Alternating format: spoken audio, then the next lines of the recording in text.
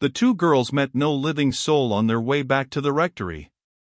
They let themselves in noiselessly, they stole upstairs unheard, the breaking morning gave them what light they needed. Shirley sought her couch immediately, and though the room was strange, for she had never slept at the rectory before, and though the recent scene was one unparalleled for excitement and terror by any it had hitherto been her lot to witness, yet scarce was her head laid on the pillow ere a deep, refreshing sleep closed her eyes and calmed her senses. Perfect health was Shirley's enviable portion. Though warm-hearted and sympathetic, she was not nervous. Powerful emotions could rouse and sway without exhausting her spirit. The tempest troubled and shook her while it lasted, but it left her elasticity unbent, and her freshness quite unblighted. As every day brought her stimulating emotion, so every night yielded her recreating rest. Caroline now watched her sleeping, and read the serenity of her mind in the beauty of her happy countenance. For herself, being of a different temperament, she could not sleep. The commonplace excitement of the tea-drinking and school-gathering would alone have sufficed to make her restless all night. The effect of the terrible drama which had just been enacted before her eyes was not likely to quit her for days. It was vain even to try to retain a recumbent posture. She sat up by Shirley's side, counting the slow minutes, and watching the June sun mount the heavens. Life wastes fast in such vigils as Caroline had of late but too often kept vigils during which the mind, having no pleasant food to nourish it, no manna of hope, no hived honey of joyous memories, tries to live on the meager diet of wishes, and failing to derive thence either delight or support, and feeling itself ready to perish with craving want, turns to philosophy, to resolution, to resignation, calls on all these gods for aid, calls vainly, is unheard, unhelped, and languishes. Caroline was a Christian, therefore in trouble she framed many a prayer after the Christian creed, preferred it with deep earnestness, begged for patience, strength, relief. This world, however, we all know, is the scene of trial and probation, and, for any favorable result her petitions had yet wrought, it seemed to her that they were unheard and unaccepted. She believed, sometimes, that God had turned his face from her. At moments she was a Calvinist, and, sinking into the gulf of religious despair, she saw darkening over her the doom of reprobation. Most people have had a period or periods in their lives when they have felt thus forsaken, when, having long hoped against hope, and still seen the day of fruition deferred, their hearts have truly sickened within them. This is a terrible hour, but it is often the darkest point which precedes the rise of day, the turn of the year when the icy January wind carries over the waste at once the dirge of departing winter and the prophecy of coming spring. The perishing birds, however, cannot thus understand the blast before which they shiver, and as little can the suffering soul recognize, in the climax of its affliction, the dawn of its deliverance. Yet, let whoever grieves still cling fast to love and faith in God. God will never deceive, never finally desert him. Whom he loveth, he chasteneth. These words are true, and should not be forgotten. The household was astir at last, the servants were up, the shutters were opened below. Caroline, as she quitted the couch, which had been but a thorny one to her, felt that revival of spirits which the return of day, of action, gives to all but the wholly despairing or actually dying. She dressed herself, as usual, carefully, trying so to arrange her hair and attire that nothing of the forlornness she felt at heart should be visible externally. She looked as fresh as Shirley when both were dressed, only that Miss Keelder's eyes were lively, and Miss Helstone's languid. "Today I shall have much to say to Moore," were Shirley's first words, and you could see in her face that life was full of interest, expectation, and occupation for her. "He will have to undergo cross-examination," she added. "I dare say he thinks he has outwitted me cleverly. And this is the way men deal with women, still concealing danger from them, thinking, I suppose, to spare them pain. They imagined we little knew where they were tonight. We know they little conjectured where we were. Men, I believe, fancy women's minds something like those of children. Now, that is a mistake." This was said as she stood at the glass, training her naturally waved hair into curls, by twining it round her fingers. She took up the theme again 5 minutes after, as Caroline fastened her dress and clasped her girdle. If men could see us as we really are, they would be a little amazed, but the cleverest, the acutest men are often under an illusion about women. They do not read them in a true light, they misapprehend them, both for good and evil. Their good woman is a queer thing, half doll, half angel, their bad woman almost always a fiend. Then to hear them fall into ecstasies with each other's creations, worshipping the heroine of such a poem, novel, drama, thinking it fine, divine. Fine and divine it may be, but often quite artificial, false as the rose in my best bonnet there. If I spoke all I think on this point, if I gave my real opinion of some first-rate female characters in first-rate works, where should I be? Dead under a cairn of avenging stones in half an hour. Shirley, you chatter so, I can't fasten you. Be still. And, after all, authors' heroines are almost as good as authoress' heroes. Not at all. Women read men more truly than men read women. I'll prove that in a magazine paper someday when I've time, only it will never be inserted. It will be declined with thanks, and left for me at the publishers. To be sure. You could not write cleverly enough. You don't know enough. You are not learned, Shirley. God knows I can't contradict you, Carrie, I'm as ignorant as a stone. There's one comfort, however, you are not much better. They descended to breakfast. I wonder how Mrs. Pryor and Hortense Moore have passed the night, said Caroline, as she made the coffee.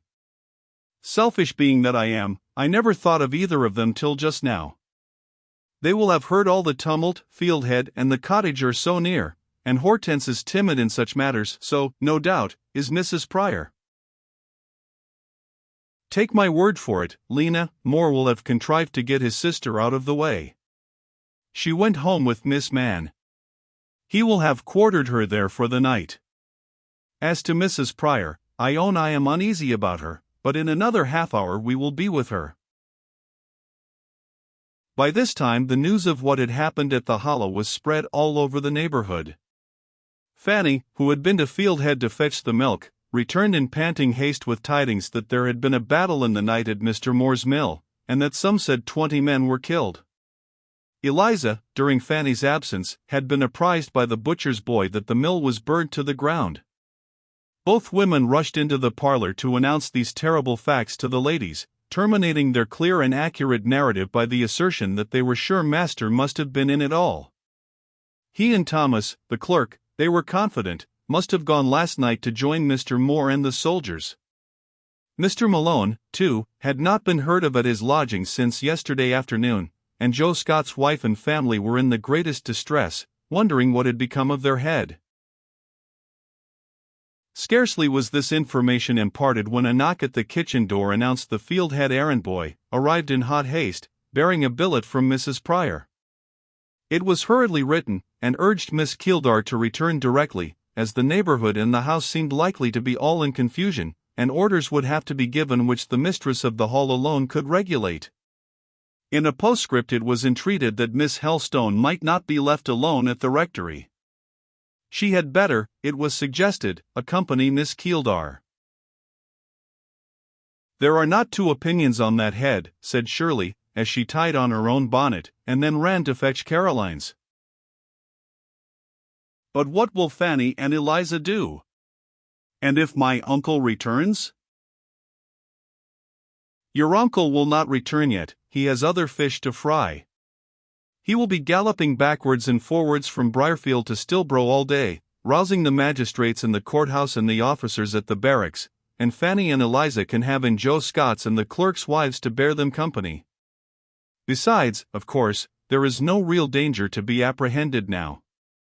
Weeks will elapse before the rioters can again rally, or plan any other attempt, and I am much mistaken if Moore and Mr. Helstone will not take advantage of last night's outbreak to quell them altogether. They will frighten the authorities of Stillborough into energetic measures. I only hope they will not be too severe, not pursue the discomfited too relentlessly. Robert will not be cruel. We saw that last night, said Caroline. "But he will be hard," retorted Shirley, "and so will your uncle." As they hurried along the meadow and plantation path to Field Head, they saw the distant highway already alive with an unwanted flow of equestrians and pedestrians, tending in the direction of the usually solitary hollow. On reaching the hall, they found the backyard gates open, and the court and kitchen seemed crowded with excited milk-fetchers, men, women, and children, whom Mrs. Gill, the housekeeper, appeared vainly persuading to take their milk cans and depart. It is, or was, by the by, the custom in the north of England for the cottagers on a country squire's estate to receive their supplies of milk and butter from the dairy of the manor house, on whose pastures a herd of milch kine was usually fed for the convenience of the neighborhood. Miss Kildare owned such a herd, all deep dewlapped, craven cows, reared on the sweet herbage and clear waters of Bonny Airedale, and very proud she was of their sleek aspect and high condition. Seeing now the state of matters, and that it was desirable to effect a clearance of the premises, Shirley stepped in amongst the gossiping groups. She bade them good morning with a certain frank, tranquil ease, the natural characteristic of her manner when she addressed numbers, especially if those numbers belonged to the working class. She was cooler amongst her equals, and rather proud to those above her.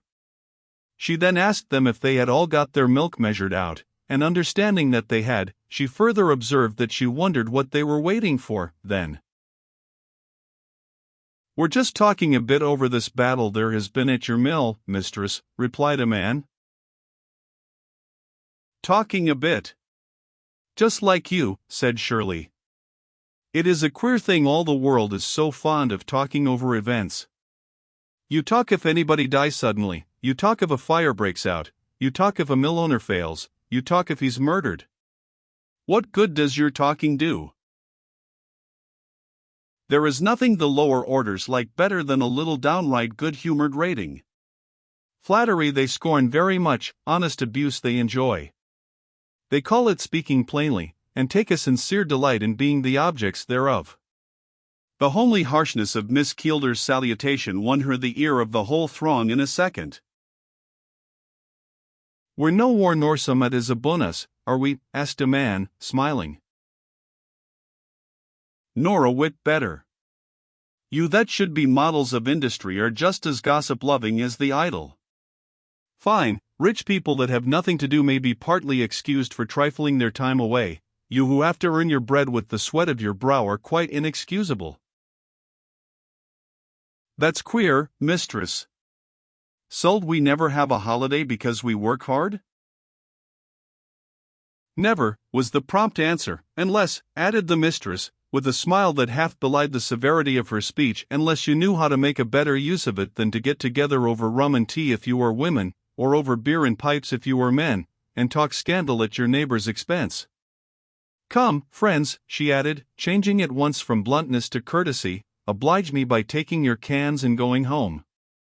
I expect several persons to call today, and it will be inconvenient to have the avenues to the house crowded."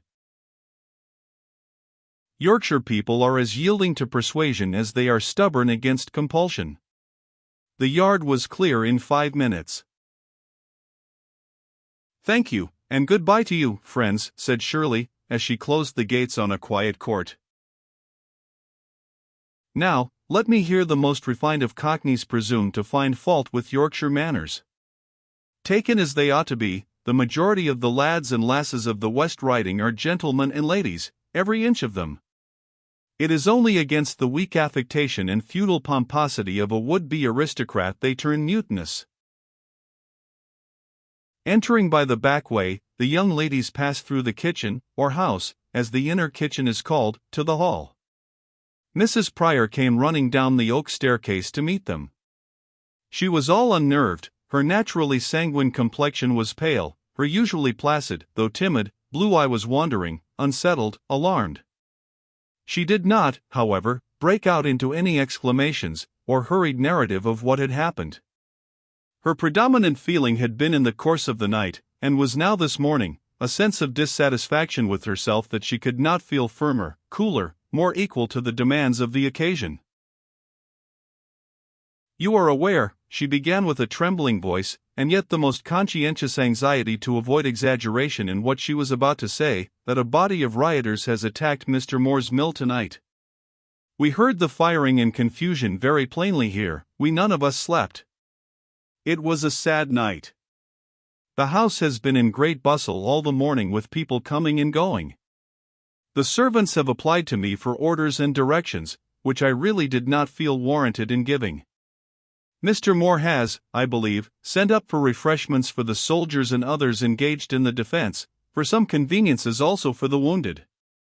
I could not undertake the responsibility of giving orders or taking measures. I fear delay may have been injurious in some instances, but this is not my house. You were absent, my dear Miss Keeldar. What could I do? Were no refreshments sent? Asked Shirley, while her countenance, hitherto so clear, propitious, and quiet, even while she was rating the milk-fetchers, suddenly turned dark and warm. I think not, my dear. And nothing for the wounded, no linen, no wine, no bedding? I think not. I cannot tell what Mrs. Gill did, but it seemed impossible to me, at the moment, to venture to dispose of your property by sending supplies to soldiers. Provisions for a company of soldiers sounds formidable. How many there are I did not ask, but I could not think of allowing them to pillage the house, as it were. I intended to do what was right, yet I did not see the case quite clearly, I own. It lies in a nutshell, notwithstanding. These soldiers have risked their lives in defense of my property. I suppose they have a right to my gratitude. The wounded are our fellow creatures. I suppose we should aid them, Mrs. Gill. She turned, and called in a voice more clear than soft. It rang through the thick oak of the hall and kitchen doors more effectually than a bell's summons. Mrs. Gill, who was deep in bread-making, came with hands and apron in culinary case, not having dared to stop to rub the dough from the one or to shake the flour from the other. Her mistress had never called a servant in that voice save once before, and that was when she had seen from the window Tartar in full tug with 2 carriers' dogs, each of them a match for him in size, if not in courage, and their masters standing by, encouraging their animals, while hers was unbefriended. Then indeed she had summoned John as if the day of judgment were at hand. Nor had she waited for the said John's coming, but had walked out into the lane bonnetless, and after informing the carriers that she held them far less of men than the 3 brutes whirling and worrying in the dust before them, had put her hands round the thick neck of the largest of the curs, and given her whole strength to the essay of choking it from Tartar's torn and bleeding eye, just above and below which organ the vengeful fangs were inserted. 5 or 6 men were presently on the spot to help her, but she never thanked one of them. They might have come before if their will had been good, she said. She had not a word for anybody during the rest of the day, but sat near the hall fire till evening watching and tending Tartar, who lay all gory, stiff, and swelled on a mat at her feet. She wept furtively over him sometimes, and murmured the softest words of pity and endearment, in tones whose music the old, scarred, canine warrior acknowledged by licking her hand or her sandal alternately with his own red wounds. As to John, his lady turned a cold shoulder on him for a week afterwards. Mrs. Gill, remembering this little episode, came all of a tremble, as she said herself. In a firm, brief voice Miss Keeldar proceeded to put questions and give orders. That at such a time Fieldhead should have evinced the inhospitality of a miser's hovel stung her haughty spirit to the quick, and the revolt of its pride was seen in the heaving of her heart, stirred stormily under the lace and silk which veiled it. How long is it since that message came from the mill? Not an hour yet, ma'am, answered the housekeeper soothingly. Not an hour. You might almost as well have said not a day. They will have applied elsewhere by this time. Send a man instantly down to tell them that everything this house contains is at Mr. Moore's, Mr. Helstone's, and the soldiers' service. Do that first. While the order was being executed, Shirley moved away from her friends, and stood at the hall window, silent, unapproachable.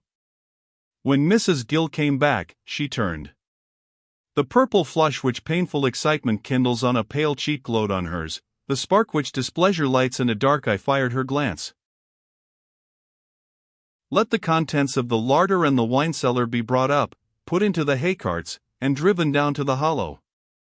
If there does not happen to be much bread or much meat in the house, go to the butcher and baker, and desire them to send what they have. But I will see for myself." She moved off. "All will be right soon, she will get over it in an hour," whispered Caroline to Mrs. Pryor. "Go upstairs, dear madam," she added affectionately, "and try to be as calm and easy as you can. The truth is, Shirley will blame herself more than you before the day is over." By dint of a few more gentle assurances and persuasions, Miss Helstone contrived to soothe the agitated lady. Having accompanied her to her apartment, and promised to rejoin her there when things were settled, Caroline left her to see, as she said, if she could be useful. She presently found that she could be very useful, for the retinue of servants at Fieldhead was by no means numerous, and just now their mistress found plenty of occupation for all the hands at her command, and for her own also. The delicate good nature and dexterous activity which Caroline brought to the aid of the housekeeper and maids, all somewhat scared by their lady's unwonted mood, did a world of good at once. It helped the assistants and appeased the directress. A chance glance and smile from Caroline moved Shirley to an answering smile directly. The former was carrying a heavy basket up the cellar stairs. "This is a shame," cried Shirley, running to her. "It will strain your arm." She took it from her, and herself bore it out into the yard. The cloud of temper was dispelled when she came back, the flash in her eye was melted, the shade on her forehead vanished. She resumed her usual cheerful and cordial manner to those about her, tempering her revived spirits with a little of the softness of shame at her previous unjust anger. She was still superintending the lading of the cart, when a gentleman entered the yard and approached her ere she was aware of his presence. "I hope I see Miss Keeldar well this morning," he said, examining with rather significant scrutiny her still flushed face. She gave him a look, and then again bent to her employment without reply. A pleasant enough smile played on her lips, but she hid it. The gentleman repeated his salutation, stooping, that it might reach her ear with more facility. "Well enough, if she be good enough," was the answer, "and so is Mr. Moore too, I dare say. To speak truth, I am not anxious about him, some slight mischance would be only his just due. His conduct has been, we will say, strange just now, till we have time to characterize it by a more exact epithet. Meantime, may I ask what brings him here?" "Mr. Helstone and I have just received your message that everything at Fieldhead was at our service. We judged, by the unlimited wording of the gracious intimation, that you would be giving yourself too much trouble. I perceive our conjecture was correct. We are not a regiment, remember, only about half a dozen soldiers and as many civilians. Allow me to retrench something from these too abundant supplies." Miss Keeldar blushed, while she laughed at her own overeager generosity and most disproportionate calculations. Moore laughed too, very quietly though, and as quietly he ordered basket after basket to be taken from the cart, and remanded vessel after vessel to the cellar. "The rector must hear of this," he said, "he will make a good story of it. What an excellent army contractor Miss Keeldar would have been." Again he laughed, adding, "It is precisely as I conjectured." "You ought to be thankful," said Shirley, "and not mock me. What could I do? How could I gauge your appetites or number your band? For aught I knew, there might have been 50 of you at least to victual. You told me nothing, and then an application to provision soldiers naturally suggests large ideas." "It appears so," remarked Moore, leveling another of his keen, quiet glances at the discomfited Shirley. "Now," he continued, addressing the carter, "I think you may take what remains to the hollow. Your load will be somewhat lighter than the one Miss Keeldar destined you to carry." As the vehicle rumbled out of the yard, Shirley, rallying her spirits, demanded what had become of the wounded. "There was not a single man hurt on our side," was the answer. You were hurt yourself, on the temples, interposed a quick, low voice, that of Caroline, who, having withdrawn within the shade of the door, and behind the large person of Mrs. Gill, had till now escaped Moore's notice. When she spoke, his eye searched the obscurity of her retreat. "Are you much hurt?" she inquired. "As you might scratch your finger with a needle in sewing." "Lift your hair and let us see." He took his hat off, and did as he was bid, disclosing only a narrow slip of court plaster. Caroline indicated, by a slight movement of the head, that she was satisfied, and disappeared within the clear obscure of the interior. "How did she know I was hurt?" asked Moore. "By rumor, no doubt. But it is too good in her to trouble herself about you. For my part, it was of your victims I was thinking when I inquired after the wounded. What damage have your opponents sustained?" "One of the rioters, or victims as you call them, was killed, and 6 were hurt." "What have you done with them?" "What you will perfectly approve. Medical aid was procured immediately, and as soon as we can get a couple of covered wagons and some clean straw, they will be removed to Stilbrodot." "Straw. You must have beds and bedding." "I will send my wagon directly, properly furnished, and Mr. York, I am sure, will send his." "You guess correctly, he has volunteered already. And Mrs. York, who, like you, seems disposed to regard the rioters as martyrs, and me, and especially Mr. Helstone, as murderers, is at this moment, I believe, most assiduously engaged in fitting it up with featherbeds, pillows, bolsters, blankets, etc. The victims lack no attentions, I promise you. Mr. Hall, your favorite parson, has been with them ever since 6 o'clock, exhorting them, praying with them, and even waiting on them like any nurse, and Caroline's good friend, Miss Ailing, that very plain old maid, sent in a stock of lint and linen, something in the proportion of another lady's allowance of beef and wine." "That will do. Where is your sister?" "Well cared for. I had her securely domiciled with Miss Mann. This very morning the two set out for Wormwood Wells, a noted watering place, and will stay there some weeks." "So Mr. Helstone domiciled me at the rectory. Mighty clever you gentlemen think you are. I make you heartily welcome to the idea, and hope its savor, as you chew the cud of reflection upon it, gives you pleasure. Acute and astute, why are you not also omniscient? How is it that events transpire, under your very noses, of which you have no suspicion? It should be so, otherwise the exquisite gratification of outmaneuvering you would be unknown. Ah, friend, you may search my countenance, but you cannot read it." Moore, indeed, looked as if he could not. "You think me a dangerous specimen of my sex. Don't you now?"